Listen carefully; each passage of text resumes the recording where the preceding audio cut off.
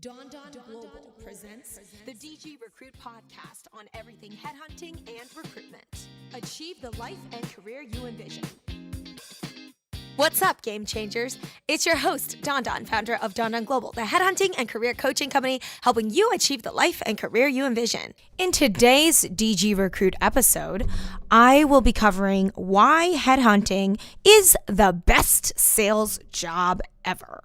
So there's so many different sales jobs that one can consider. And if you're just tuning in to DG Recruit to learn more about headhunting and how headhunting compares to other sales jobs, you've come to the right episode today. As someone coming out of college, I was faced with the opportunity to enter a variety of sales jobs. So I think I have truly experienced them all and also have been lucky enough to have chosen the best one. And I'll walk you through a few that I considered before I fell into the world of headhunting.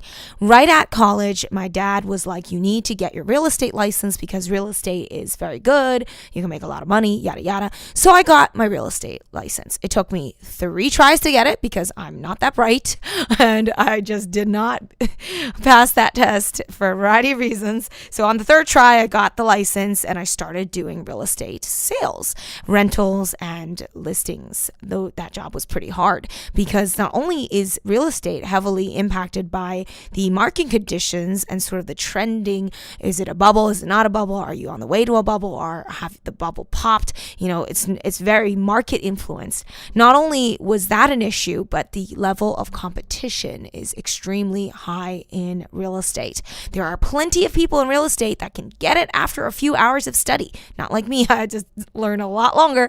But the point is, plenty of people are selling real estate. I mean, your mom, your pop, your dad, your grandma, your grandpa, everybody, their aunties and uncles, everyone's selling real estate. So what happens is it's extremely congested. There's a lot of people doing the same thing and you are selling a commodity. So it's very challenging. Okay, let's look at another sales job that I took a look into. I thought, let me join financial sales because financial sales, as a lot of you may or may not know this, you get a percentage of your portfolio. So if you get a bunch of clients, everybody gives you $1 million, you manage that, you get a bit of that money. Then I thought, okay, as a 23-year-old, how realistic is it that people are going to listen to me and want to give me their money to invest? I can barely manage my own money, let alone manage other people's. So that to me was also a negative, and I thought it was not going to be sustainable. Not to mention it's door-to-door sales. So Edward Jones was going to offer me a job, and that would entail me to go door-to-door. I would be a regional office. I would have to really network with people, and it's a lot of work. You got to hit everything. You got to go out there. You really got to schlep around. And again, you're dealing with highly sensitive information at a very young age. And I thought to myself, it'd be very hard to succeed in this too. Not to mention the base was pretty crappy. Real estate, you didn't even have a base, right? But financial sales, the base would be what? $20,000, some firms, $30,000, other firms, maybe a little higher. But the commissions would take a very long time to really start seeing money. So that's my gripe with those two. So after I covered those varieties of sales jobs as an example, there's also medical device, pharmaceutical sales device, there's tech sales, there's enterprise sales. There's so many different types of sales companies, but I'm covering the most popular ones that people end up considering. So back to why headhunting is the best sales job. I gave you a few examples of other sales jobs. The number one reason why I like headhunting is, number one, we have a great base salary to begin with. So back to that example of financial sales. Your base is only going to be 20 to 30 and it drops off. As you get more and more commissions, your base goes slowly to almost zero. So again, you're going to not have a base after. Headhunting, you always have a base and your base keeps going up. And the lowest base at the metropolitan cities are $35,000 for college grads coming straight from college. And that's already pretty good, first of all. And that's in some of the second tier, slower growing markets or lower cost of living. In first tier, high cost of living areas like San Francisco, like LA, like New York, you'll see base salaries anywhere from $40,000 to $50,000 alone on base. And that's also not inclusive of your commissions. Your commissions will be uncapped always. So the more you do, the more you earn. And of course, not all firms are created equal, so be very careful. But all the good firms will give you unlimited commission and ability to earn as much as you'd like as long as you put in the effort. Not to mention, they will train you in the business from day one. They have training programs, they have teachers, they have trainers. Your own boss will be helping you every day to get you up to speed. The whole point of headhunting is we want our people to succeed as fast as possible, because when they succeed, we as managers also get a cut of their commission. Not to mention, business owners like myself, I get a significant amount of money when my people start doing well. So I'm fully incentivized to make sure that my recruiters are going to be doing the best they can and to earn the most money as possible. Number 2, there's not too much competition in headhunting.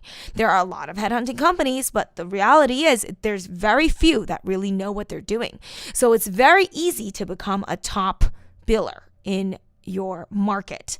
I did that within 3 years. I was the top biller for my national technical market. Other agencies were complaining about me because they were like, how is she getting all of the business? Because I had all the candidate connections. Everybody liked working with me. So it was very easy to establish myself as a market player very early on in my career. Consider that to you trying to become the top real estate salesperson in a given location. That's crazy. You'll never get there, because fact is there's other people doing it better and faster with more experience, with more networks, right? It's going to be very hard because you're dealing with commodity and you're also dealing with high competition, low barriers to entry. Anybody can become a real estate agent. Not everybody can become a headhunter though. There are certain requirements. We still need college grads. We need people who are at a certain time in their life and companies are willing to invest in them. So there's only a very few amount of really, truly good headhunters. Not to mention our retention rates are extremely low. So good headhunters are leaving the business every year because of burnout, because of a variety of reasons that are preventable if they had the right guidance and the right access to the solutions earlier, instead of burning out or going into internal recruiting. So the reality is, to be a good headhunter, it's not as much more work as to be a good salesperson in other career fields. But once you do become a good headhunter, you are one of the very, very few. Number 3, there's no chance that headhunting is going to be automated anytime soon. Compare that again to financial sales and real estate. Real estate, you can say that to a certain degree, they're becoming more and more administrative in behavior, right? You just write out the offer. And I don't think real estate sales is going to go anywhere, but that's not the main problem with real estate as a sales business. Again, it's the large amount of competition that is the real problem in that business. But for financial sales, absolutely, automation is totally coming for you. You already got robo-advisors. You already have companies like Acorn, Mint, Credit Karma. Like, all these companies are inching in that space because financial sales is automatable. It is the utmost, most easy to educate, most easy to kind of walk people through what to do about it, right? Holistic life planning, holistic financial planning is a different matter. But in terms of the actual financial sort of mutual funds and ETFs and, just getting you access to that, you can do that through your own brokerage on stock trade, right? Not to mention, you can also start investing in other types of internet opportunities like cryptocurrencies. So financial sales, while they will be still secure, it is at more and more automated every day. That's for sure. Same with, medical device sales and pharmaceutical sales. Those companies have advertisements themselves. People can call in and get it. You don't need someone to come in and show you. I mean, maybe a little bit of that, but the heyday of pharmaceutical sales, it's over too. And not to mention the regulatory issues. So let's talk about, before we jumped onto regulatory, let me finish up with the automation part. So headhunting, there is no such thing as automating it. Let me explain why. It's because we're helping people make large career decisions. So a human being is not going to make a life-changing career decision because a automated program told them to do that. That is absolutely not happening. In fact, it's the most touchy of all subjects. It's the most confidential of all decisions, career decisions. So in our space, headhunters will be more and more needed because, again, people are becoming more and more digitally focused and digitally comfortable that they're losing out on the ability to communicate and to network and to build their soft skills, that headhunters are largely responsible to help people pick up up the slack and give them the training and help them access those job roles that they are not comfortable going after themselves for a variety of reasons. So again, headhunting is not going to be automated anytime soon because we are needed to help curate that whole process of job search. Now, let's talk about regulatory control. Headhunting, there is no regulatory control. We do not have to pass any tests. That's nuts. That's scary. I know. That's why you see a lot of terrible headhunters out there. But the reality is we don't have a benchmark. We don't need to be controlled by the FDA or by the Sunshine Act for the pharmaceutical people. You can't just say what you want to sell a drug, right? There's certain regulations. But we don't have that in headhunting. We can say what we need to say. We can say what we want. The only regulation there is right now is the regulation helping people manage the quote unquote gender gap, helping people quote unquote better the gender gap when really, the whole salary disclosure issue isn't going to help anybody. But anyways, that's the only compliance issue we have right now. Other than that, we don't have any other people looking over our shoulder telling us what to do. Of course, the government's always going to try to get more control. But as of this point, in headhunting, there is no other regulatory policy or infringement other than the Salary Disclosure Act, where they want countries, certain states and certain counties and cities to disclose, to not be able to ask for past salary information. Again, not a big deal. We're dealing just fine with that regulation. We're just asking about salary expectations in a different way that is totally legal and compliant. Ultimately, there are very few reasons that will impact headhunting to slow down as a growing industry.